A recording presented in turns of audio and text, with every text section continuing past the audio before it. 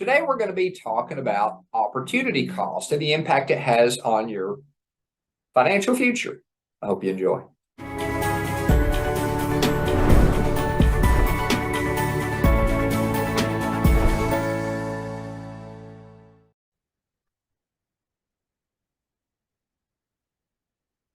Today, we're going to be talking about opportunity cost.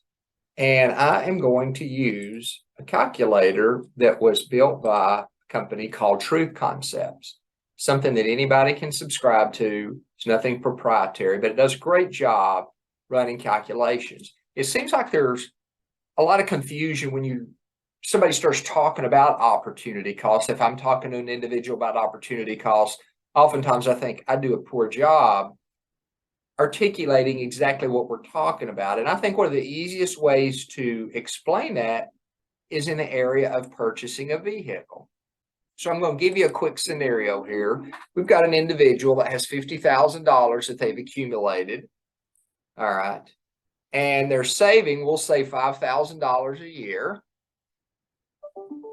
And they're not increasing it. They're leaving it the same. We'll say their savings, their accumulated account is getting about 4% return. Now they need to buy a vehicle, and they've been told that paying cash is going to be the ideal way to do that. So let's just say in year 2, they need to purchase a vehicle. They're only going to purchase one. We won't confuse the matter with anything else. And the purchase price is $30,000. Well, first of all, you'll notice here, if you don't do anything, you simply continue to save, you've got an account value at the end of 30 years of $453,812. And that's simply starting with $50,000, putting $5,000 a year in savings and earning 4%. That's where that number's coming from. Now, if we take a $30,000 distribution and we pay for a vehicle, I need to add one more zero there. We just make that one single purchase. You'll notice some interesting changes in the math. You'll notice in the upper left here, the cumulative auto cost was $30,000. Now we're not figuring sales tax or anything else. Just again, keep it clean. However, the true cost of that automobile was $93,560. Where's that coming from? Well, they're subtracting $360,252 from the $453. So in reality, that vehicle didn't just cost $30,000 as it relates to your overall financial wealth or financial capacity. It actually cost you $93,560. Why is that? Well, because the $30,000 you took out of your account, your saving account here, for the next 28 years, it's no longer, or 29 years, it's no longer going to be there to earn interest. So you didn't just give up the $30,000, you gave up what the $30,000 would have earned for you. Now, we've got to have transportation.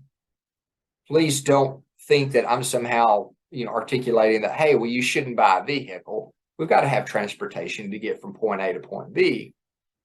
However, how you buy that transportation can have a significant impact on your future wealth. And there are more efficient ways to buy vehicles, and there are less efficient ways to buy vehicles. We could change any of these numbers to whatever we wanted to, and it's not going to change the fact that when we pull money out of that account, where that money is never in there again, now all of a sudden, that money's not working for us anymore. I've got an earlier video that you might watch talking about compounding interest, and it helps understand the power of keeping your money working all the time. And when possible, and when it's efficient, using other people's money.